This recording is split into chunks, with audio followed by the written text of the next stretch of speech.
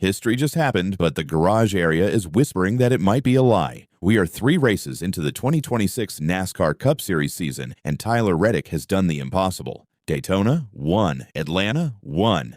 And now, the Circuit of the Americas, dominance. But as Reddick crossed the finish line at COTA, making history as the first driver in the modern era to sweep the first 3 races, a storm was brewing behind closed doors. We're talking about allegations of invisible advantages, secret aero tweaks, and a direct challenge to the legitimacy of the number 45 Toyota. Is Reddick a generational talent, or has 23XI Racing found a loophole that NASCAR hasn't caught yet? Today we break down the COTA masterpiece and the scandal that has the paddock on edge. Stick around because what was leaked from the Trackhouse camp changes everything.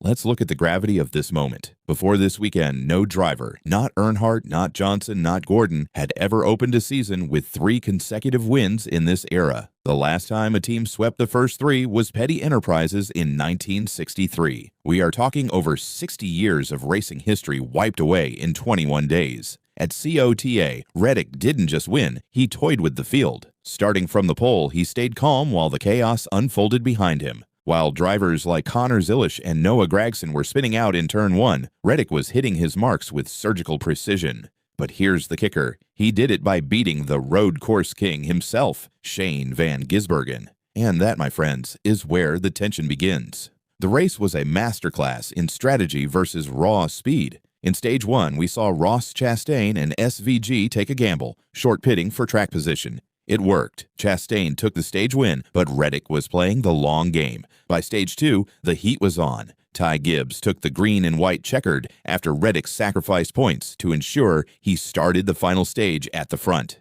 It was a championship-caliber move. But the real drama started with 32 laps to go. Chase Briscoe, who looked like a top 5 contender, had a mechanical failure that sent him to the garage. Then, the moment that changed the race, Ross Chastain's wheel literally came off. A caution came out, and a split-second decision was made. Reddick, Blaney, and SVG stayed out on older tires. It was a high-stakes poker game. On the restart, SVG hunted Reddick down. We all expected the signature SVG dive bomb. We expected the Kiwi to take control. But he couldn't.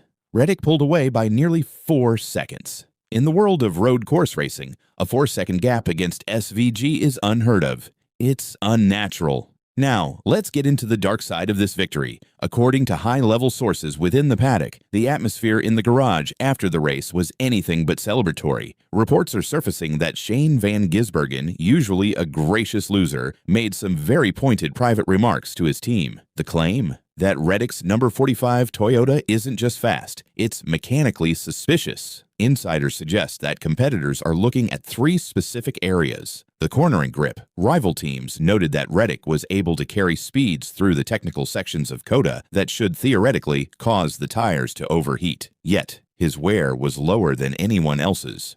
Invisible aero. There are whispers about flexing body panels or subtle aerodynamic tweaks that pass the pre-race Hawkeye inspection but change shape at high speeds. Weight distribution. Speculation about strategically positioned ballast to give the car superior stability on corner exit. Let's be clear, NASCAR has not issued a penalty. 23XI Racing hasn't been accused of cheating by the officials. But when you win 3 in a row in a spec car era, you don't just get trophies, you get a target on your back. Is this just salt from a defeated SVG, or is there a smoking gun hidden under that Toyota bodywork? Whether you believe the rumors or not, one thing is certain, Tyler Reddick is the championship favorite. He has 3 playoff tickets punched before we've even hit April. The momentum at 23XI Racing, co-owned by Michael Jordan and Denny Hamlin, is at an all-time high. But keep an eye on the tech shed next week. NASCAR officials are under pressure to look closer. If they find something, it's the biggest scandal of the decade. If they find nothing, then we are witnessing the arrival of the most dominant driver since the prime of Jimmy Johnson. So, I'm putting it to you, the fans. Is Tyler Reddick just in the zone, or do you think there's some gray area engineering going on in that 23XI shop? And can anyone stop the number 45 before he makes it 4 for 4? Drop your theories in the comments. I want to see the debate. If you enjoyed this deep dive, hit that like button and subscribe. We are pushing for 10,000 subs, and we want the most passionate fans in our community. Don't miss our next update where we look at the potential penalties coming for Ross Chastain's loose wheel, and I'll see you at the track.